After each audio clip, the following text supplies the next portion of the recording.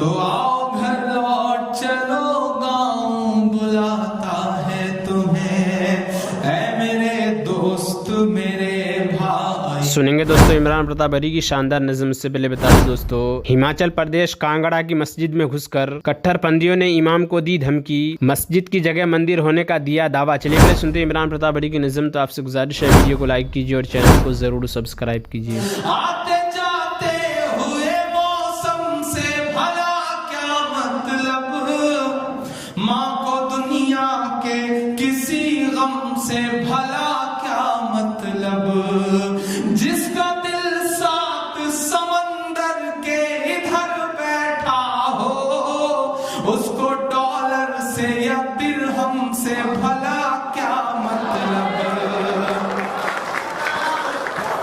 آتے جاتے ہوئے موسم سے بھلا کیا مطلب، ماں کو دنیا کے کسی غم سے بھلا کیا مطلب، جس کا دل سات سمندر کے ادھر بیٹھا ہو، اس کو ڈالر سے یا درہم سے بھلا کیا مطلب.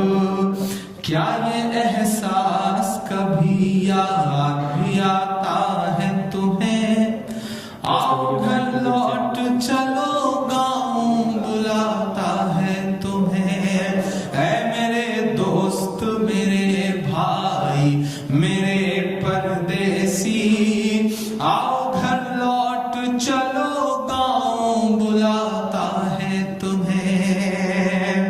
یہ نظم پڑھ رہا ہوں اور یہ عجیب لمحہ ہے کہ میرے ابو کا فون آ رہا ہے. شاید یہ بہت عجیب لمحہ ہے. میں نے کال اٹینڈ کر لی اور میں نے اٹھا کے چھوڑ دیا ہے. آپ کی دعائیں پہنچیں گی میرے گھر تک بھی. میں پڑھتا ہوں صاحب آخری بند اس نظم کا.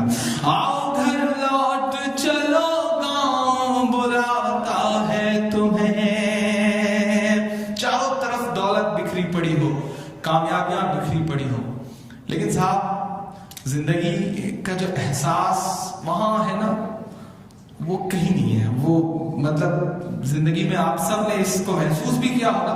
میں نے تو بہت کم عمر جی ہے ابھی، لیکن اس عمر میں جو کچھ جیا ہے اس کی بنیاد پہ یہ کہہ سکتا ہوں کہ دنیا بھر کے کسی بھی 7 اسٹار ہوٹل کا کوئی سا بھی کھانا ہو، ماں کے ہاتھ کی بنائی ہوئی ایک روٹی کا مقابلہ کوئی کھانا نہیں کر سکتا.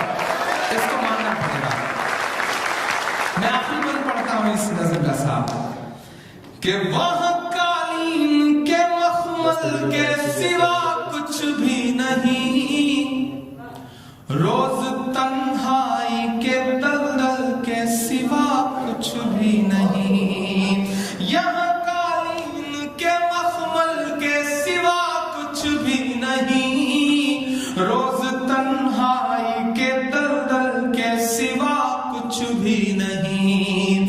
میرے ٹوٹے ہوئے چھپر نے کہا تھا مجھ سے، وہاں سیمنٹ کے جنگل کے سوا کچھ بھی نہیں.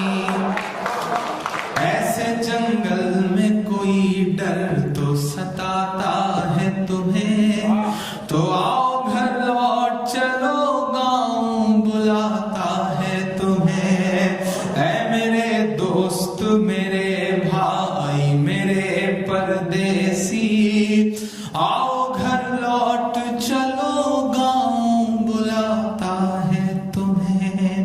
بہت شکریہ. ناظرین عمران پرتاپ اری کی نظم سننے کے بعد آپ اپنی رائے میں کیا کہنا چاہتے ہیں وہ نیچے کمنٹ باکس میں ضرور بتائیں. آئیے دوستو منتخب حدیث سے کچھ خاص باتیں سنتے ہیں. حضرت ابو ہریرہ رضی اللہ عنہ روایت کرتے ہیں کہ رسول اللہ صلی اللہ علیہ وسلم مسجد میں تشریف لائے اور ایک صاحب بھی مسجد میں آئے اور نماز پڑھی. پھر رسول اللہ صلی اللہ علیہ وسلم کے پاس آئے اور رسول اللہ صلی اللہ علیہ وسلم کو سلام کیا. آپ صلی اللہ علیہ وسلم نے اس سلام کا جواب دیا اور فرمایا جاؤ نماز پڑھو کیونکہ تم نے نماز نہیں پڑھی. وہ گئے اور جیسے نماز پہلے پڑھی تھی ویسے ہی نماز پڑھ کر آ گئے. رسول اللہ صلی اللہ علیہ وسلم کو آ کر سلام کیا. آپ صلی اللہ علیہ وسلم نے ارشاد فرمایا جاؤ نماز پڑھو کیونکہ تم نے نماز نہیں پڑھی. اس طرح 3 مرتبہ ہوا. ان صاحب نے عرض کیا اس ذات کی قسم جس نے آپ صلی اللہ علیہ وسلم کو حق کے ساتھ بھیجا ہے اس سے اچھی نماز نہیں پڑھ سکتا، آپ مجھے نماز سکھائیے۔ آپ صلی اللہ علیہ وسلم نے ارشاد فرمایا، جب تم نماز کے لیے کھڑے ہوا کرو تو تکبیر کہا کرو، پھر قرآن مجید میں سے جو کچھ تم پڑھ سکو پڑھو، پھر رکوع میں جاؤ تو اطمینان سے رکوع کرو، پھر رکوع سے کھڑے ہو تو اطمینان سے کھڑے ہو،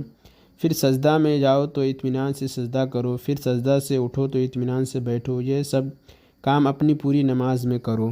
حضرت ابو درداء رضی اللہ عنہ فرماتے ہیں کہ جو شخص 2 رکعت اس طرح پڑھتا ہے کہ اس کا رکوع اور سجدہ پورے طور پر کرتا ہے، اس کے بعد اللہ تعالیٰ سے جو مانگتا ہے اللہ تعالیٰ اس کو وہ فوراً یا کسی مصلحت کی وجہ سے کچھ دیر کے بعد ضرور عطا فرماتے ہیں۔ حضرت ابو عبداللہ اشعری رضی اللہ عنہ روایت کرتے ہیں کہ رسول اللہ صلی اللہ علیہ وسلم نے ارشاد فرمایا، اس شخص کی مثال جو پورے طریقے پر رکوع نہیں کرتا اور سجدہ میں بھی ٹھونگے مارتا ہے، اس بھوکے شخص کی سی ہے جو 1-2 کھجوریں کھائے جس سے اس کی بھوک دور نہیں ہوتی، اسی طرح ایسی نماز کسی کام نہیں آتی۔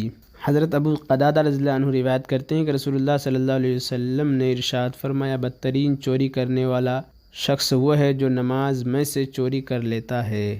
صحابہ رضی اللہ عنہم نے عرض کیا، رسول اللہ نماز میں سے کس طرح چوری کر لیتا ہے؟ ارشاد فرمایا، اس کا رکوع اور سجدہ اچھی طرح نہیں کرتا۔ حضرت ابو ہریرہ رضی اللہ عنہ روایت کرتے ہیں کہ رسول اللہ صلی اللہ علیہ وسلم نے ارشاد فرمایا، اللہ تعالیٰ ایسے آدمی کی نماز کی طرف دیکھتے ہی نہیں جو رکوع اور سجدہ کے درمیانی یعنی قوما میں اپنی کمر کو سیدھا نہ کرے۔ عائشہ رضی اللہ عنہا سے روایت ہے کہ میں نے رسول اللہ صلی اللہ علیہ وسلم سے پوچھا کہ نماز میں ادھر ادھر دیکھنا کیسا ہے؟ ارشاد فرمایا، یہ شیطان کا آدمی کی نماز میں سے اچک لیتا ہے۔ حضرت ابو ہریرہ رضی اللہ عنہ روایت کرتے ہیں کہ رسول اللہ صلی اللہ علیہ وسلم نے ارشاد فرمایا، نماز کے 3 حصے ہیں، یعنی نماز کا پورا ثواب ان 3 حصوں کے صحیح ادا کرنے پر ملتا ہے۔ پاکی حاصل کرنا 1/3 حصہ ہے، رکوع 1/3 حصہ ہے اور سجدہ 1/3 حصہ ہے۔ جو شخص نماز آداب کے رعایت کے ساتھ پڑھتا ہے اس کی نماز قبول کی جاتی ہے اور اس کے اعمال بھی قبول کیے جاتے ہیں۔ جس کی نماز صحیح نہ پڑھنے کی وجہ سے قبول نہیں ہوتی اس کے دوسرے اعمال بھی قبول نہیں ہوتے۔ اور عمران پرتاپ گڑھی سے جڑی خبروں اور نظموں کے لیے ہمارے اس چینل کو ضرور سبسکرائب کریں۔ ملتے ہیں کسی اور ویڈیو میں سے نئی نظم اور نئی خبروں کے ساتھ، تو جب تک کے لیے دیجیے مجھے اجازت اور رکھیے اپنا خیال۔ آپ دیکھ رہے تھے سنہرے لفظ اور میں آپ کے ساتھ محمد ثاقب۔ السلام علیکم ورحمۃ اللہ وبرکاتہ۔